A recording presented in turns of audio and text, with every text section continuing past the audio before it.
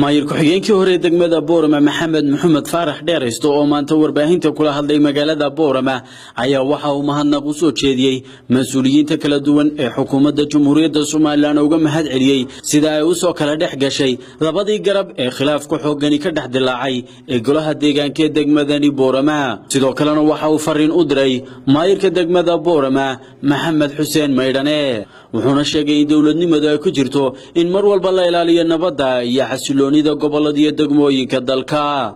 Bismillahir Rahmanir Rahim. Maanta waxaan hambalyo iyo mahadnaq u jeedinaynaa anigoo ku hadlaya afka golaha deegaanka kuwi gaar ahaan waliba kuwi shalay toole hadlay ee gurmadka aadka ugu baaqayay xukuumadda sare in gurmadkii laga soo jawaabay waxaanu leenahay hambalyo dawladdu aad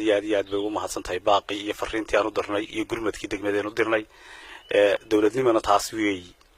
maanta waxay cadeeyeen dawladnimada dhabta ah waxaana ugu soo gurmadeen degmadii Boorama oo xaaladada ka taagnayd ayay gurmad degdeg ah u soo galeen marka waxaanu leenahay waad ku mahadsantihiin xukuumadda gaar ahaan wasiirada hawshaasi loo soo xil saaray iyo inta la socotaba xukuumaddu markay saas oo kale tahay waxa qurux badan oo wixii aanu ka filaynay ahaa in la shaqeeyo maanta laga bilaabo sahil iyo hooba waxaan la garab taaganahay xukuumadda gurmadka noocaas leh in la shaqeeyno diyaar baanu nahay in la shaqeeyno